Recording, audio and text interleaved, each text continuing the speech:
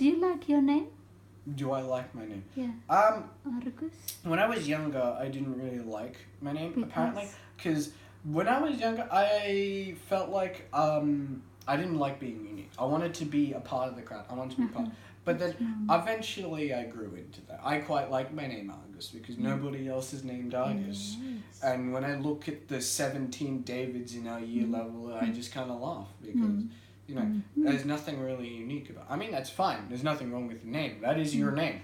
But when there are 16 other people with that same name, it kind of doesn't mean that much, does it? So we were talking about your first name has to be Japanese or Indonesian. I remember you told me this before. Agus Bagus. At one point there was this mommy's favorite person. He was very well spoken. His name is Wimar. He was an You were going to name me intellectual. Wimar. And your dad completely said no. I mean, all the white people, all the people in Australia, they're gonna say Weimer. Weimer, Mom. Weimer. Yeah, but the word is not just white. I know, but Yeah. you know, imagine you're growing up in a. It's Wimar, and there's history. He's well spoken. He's well educated. He's the spokesperson of president. I agree. He was a good person. He's got a good name. In Java, in Indonesia. But when you're in a predominantly English spoken country, you're gonna have people mispronouncing it, calling me Weimer, and I'm going to get bullied. Wimar. Yeah. Well, yeah, everyone bullies each other in Western country, right? As if you're not bullied. Now, I think when did we discover Argus? I mean, I think I like to think Argus is found. Okay. Yeah. Huh? I think we settle on that because we don't want Argus. It is R. And it's what God with 1,000 eyes. And there's a star named Argus. And the very first newspaper in Australia, I remember all through year 8. Mm-hmm. Every time the teachers would always mispronounce my name. It was like Angus, you know, all those people. And then my math teacher calls me August. My previous math teacher called me August, and that's fine. And we made jokes about August. My friend made a joke about a parent-teacher interview. So. Apparently August and Argus are two different people in his mind, and that's so August is good, you know, he does all the work, except he doesn't show up to class. Argus does show up to class, but he doesn't do any of the work. Do you correct your teachers when they call you Angus or August? I do. I say Argus, and I look at it again. And I say, "Oh, sorry, Argus. It looks like an N. You know, It always looks like an N, but you know." And how do they pronounce it? Argus? It's Argus.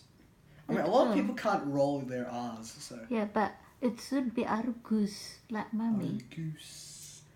I just say Argus because that's easy, and then if I say It's Irgus, not Argus.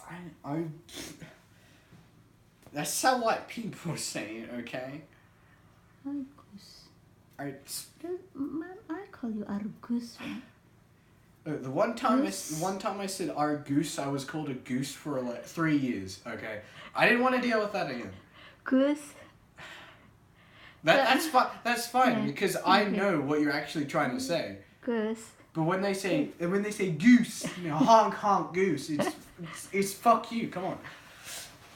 You said fuck you. Disrespectful to my name. Goose. You're saying goose, but not goose. Fucking goose.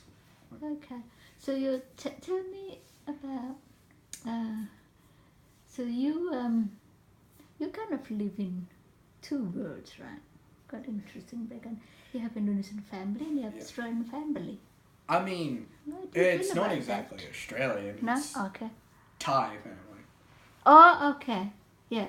Yes, we're mixed. But you have your grandparents in Canberra and granddad and dad. That's what I mean. Yeah. Okay? That's your new family, Thai. So it's multi multicultural. Right? Yes. Good. I meant like your immediate blood. You have Yes. Australian. You have your grandma in Canberra. You have Mhm. your granddad here, and you have the 100. How many of your thousands relatives in India which you haven't? That's a lot of Met. relatives.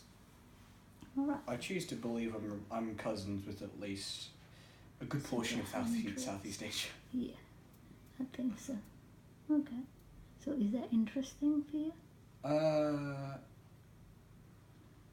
Interesting. As in, I suppose it's common in Australia to have that sort of I connection. mean, Mm-hmm. So what does that make you? what does that make me? A citizen of the world. Global citizen. Yeah. Okay. Tell me about your mother. About my mother. She is my mother. Yeah. She gave birth to me. I choose to believe I was, instead of being born, I was removed. Because, I was born through C-section, yeah? Mm-hmm. Instead of being birthed, I was removed through my mother's womb. So I don't believe I was birthed, I believe I was removed. Oh my God. Why did they do that? I don't know. So that's different. That's I mean, not that's given. different. So I was not. So every time I asked, so when were you born? It's like, I wasn't born. I was removed on January 2nd, 2003. Okay. So, yeah, and so my mother, she's an interesting person. Yeah. Mm-hmm. Really, sort of the driving point in my life for my motivation academics, because Dad, he's good. He helps, but I feel like school is a tough subject with him, because his mother forced him to do Yeah. a bunch of. I mean, that's fair. We don't really talk about school that often, but he does want to know, Mm-hmm. and that's alright. And so, Mum was really the main driving factor in my motivation for school, for just the classes in general. Mm-hmm. Just a real people person. Help me to be a real people person. 'Cause it had that really no shit, no care attitude that really made me want to sort of be like her Okay. at this point. Really, take a page out of a book, and You can be yourself too, because you I know I am have an I am amazing being myself, quality. Yeah. and myself is sort of a. Taking up as part of other people, both parents. I've taken a page out of your book. I've taken a page out of Dad's book, Mm-hmm. That's and the good. rest I've written myself. Cool. That's good.